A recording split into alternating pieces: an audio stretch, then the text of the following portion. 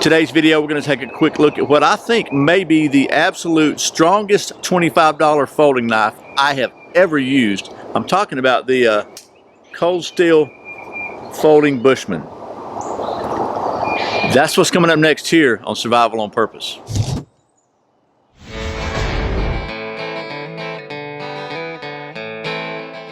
Welcome back to Survival on Purpose, your home for information and gear reviews related to camping, survival, and general preparedness for regular folks. My name is Brian. Thanks for joining me.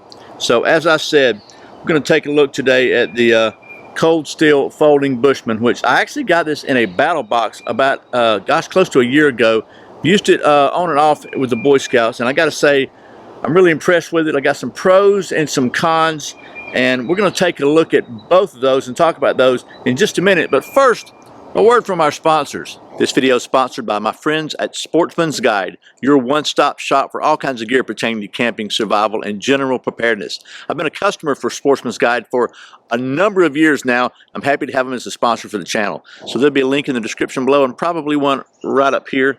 I encourage you to check them out. I think you'll be glad you did. Okay, well, now that we've paid the bills, let's take a look at the Cold Steel Pocket Bushman knife. And again, this is a $25 folding knife with probably the strongest lock I've ever seen on any folding knife, maybe at even any price, but certainly at the $25 price. It's got some very innovative manufacturing here, very simple design. So without me rambling on about it, let's get down to the old stump top, take a look at the specs and the details of this thing, and then we'll do a little bit of that knife stuff.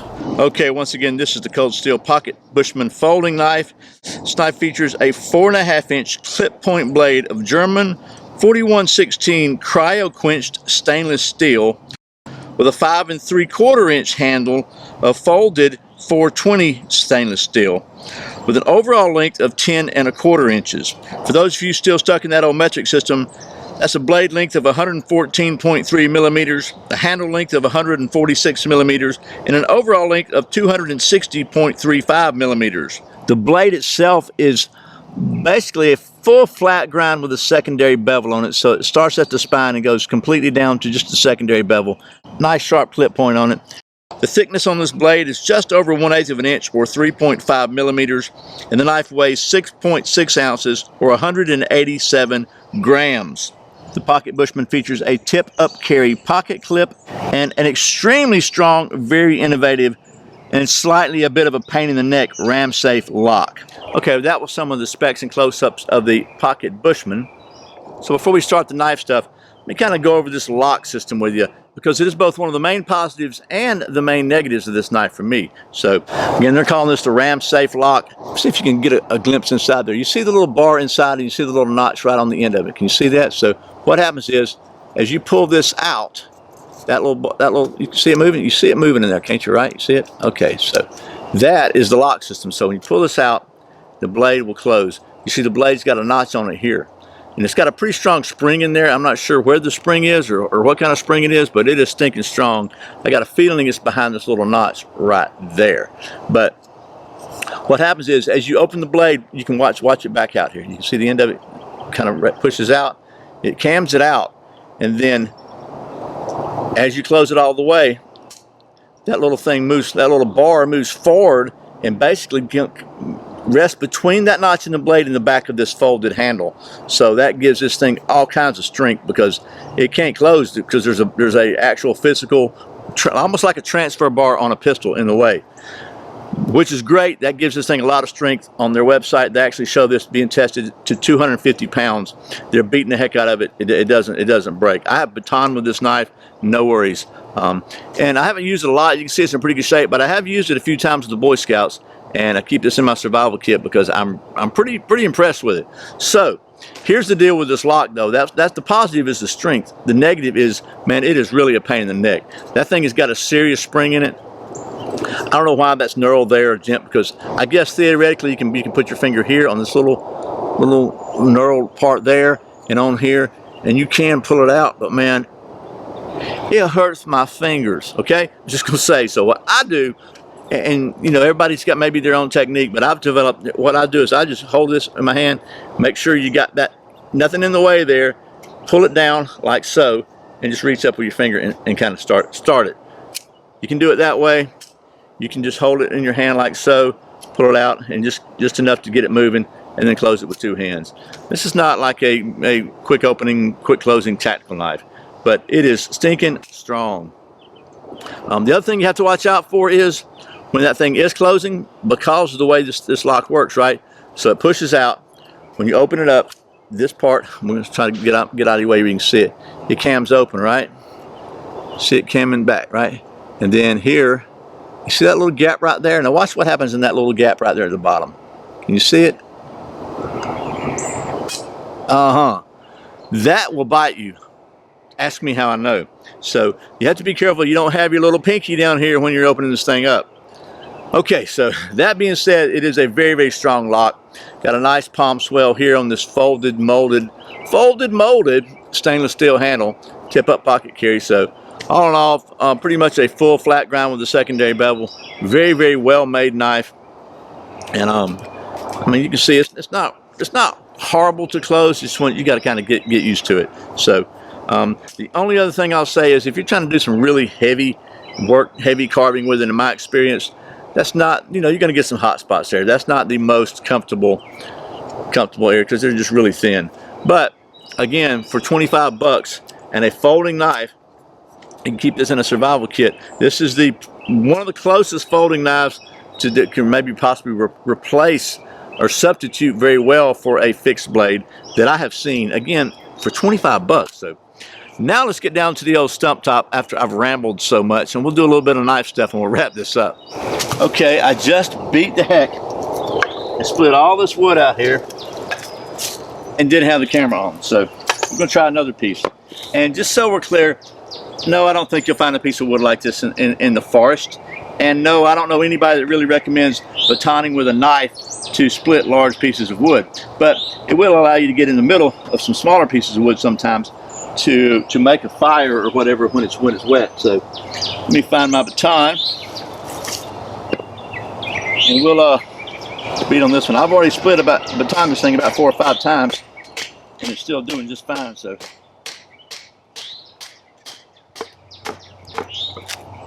not bad there. There's one more time, just for the heck of it. All right, this has gotten kind of rotted on me. But, all right, so yeah, just to be clear, it does have, it's got a little bit of wobble in it, a little more than it had a minute ago. And I beat the heck out of it, but it's not this way. It's just a little bit of wobble this way, which that can be tightened up with an Allen wrench or star bit, and it'll probably squeeze it back down a little bit. But it's just a folded up bent handle. So still working fine though. So now let's do a little carving. Okay, so this is the piece of wood that I split out off camera, I guess you could say, because I forgot to push the little red button that says record. But I'm just gonna carve a few curls and feathers, mostly because somebody told me to stop doing that on a comment the other day. It's like, really? Why is that? I said there's too many people do it, and it didn't mean anything, and blah blah blah. Well, guess what? I like doing it. I think it's pretty cool. It does show, in my opinion, you know, it's kind of a good way to test the edge and see how kind of blade it's got on it. Let's see if we can get that a little finer.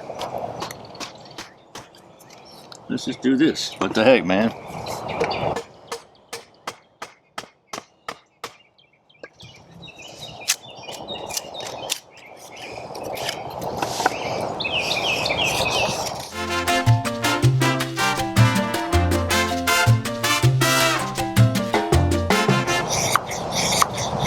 Okay, well, you know what's coming next, don't you? We have to try this thing. I've got a ferro rod here. It does not have a sharp spine at all. I don't know if it's going to do very good. I'm trying to find a part of this that's not the blade that will strike a ferro rod. Not having a lot of luck here. Thinking maybe somewhere back here might do it, but nothing will. Nothing's. So it's not really wanting to, but let's just see.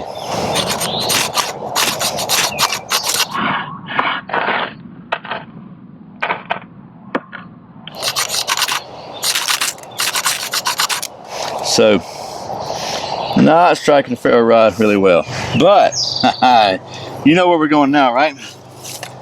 I just happen to have a piece of fat wood here. This is the Home Depot fat wood, okay? It's not the wild caught fat wood. Not the free range fat wood. But we're going to try this anyway. Carve some really fine little curls here of this fat wood. Because this got a nice edge on it. Let's see if we can get something with that. I don't know if we can or not. I mean, it does not have the best ferro rod striking capabilities.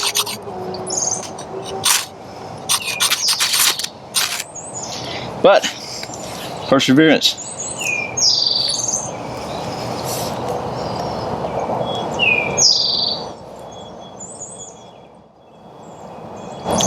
So, there you go. Okay, well that was some of the standard knife tests that I do with most blades. And I've been using this thing for a few months on and off again, you know, 6-8 months on and off with the Boy Scouts. And I was really impressed with its performance, but I've never really done any formal testing with it, so I thought we'd do that. It's the first time I really tried to strike a ferro rod with it, and it worked. Not great, but just a little file to sharpen that up would be just fine. It wouldn't hurt anything, and it would improve the striking abilities of this tremendously. I gotta say, I like the edge. This full flat grind with the little secondary bevel. I don't know if that's really a full flat grind or not, but you know what I'm talking about. It really does really good.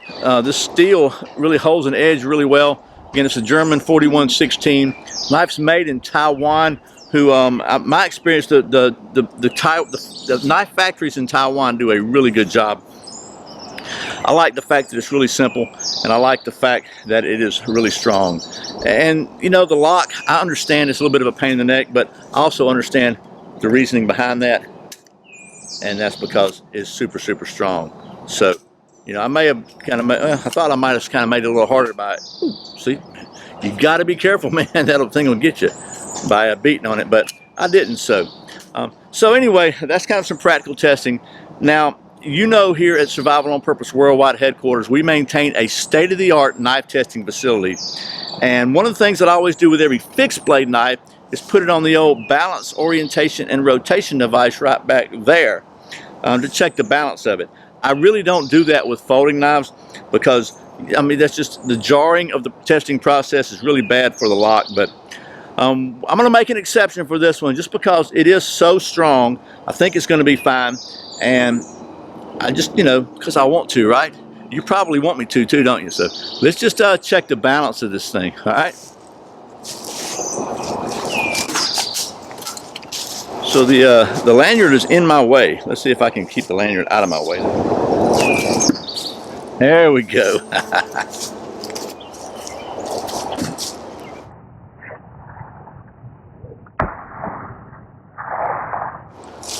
Okay, we're going to call that balance for a folder. So, all right, well, that was a, look at that, I hit a rock with it. I fried the blade. I must have, when it bounced off, I think I hit a rock down there. I hit the ferro rod and chipped the heck out of that blade. So now I got a little work to do, but all in all, that's my fault. Pretty sure Lynn Thompson does not warranty this against the balance test. So anyway, if you're looking for a, a really nice, really strong, in my opinion, very well-made knife at the $25 range that can almost take the place of a fixed blade, you might want to check out the Cold Steel Folding Bushman. As always, thanks for watching Survival on Purpose. I put out a new video every Friday and Saturday, and very often a random video throughout the week. There's another one right there. If you're not subscribed, you can click right down there in the corner and be sure to click that little notification bell so you don't miss a single video. And thanks for shopping with the Survival on Purpose sponsors. I appreciate it. Once again, my name is Brian. You're watching Survival on Purpose. Remember, survival's not an accident, so be prepared. I'll see you next time.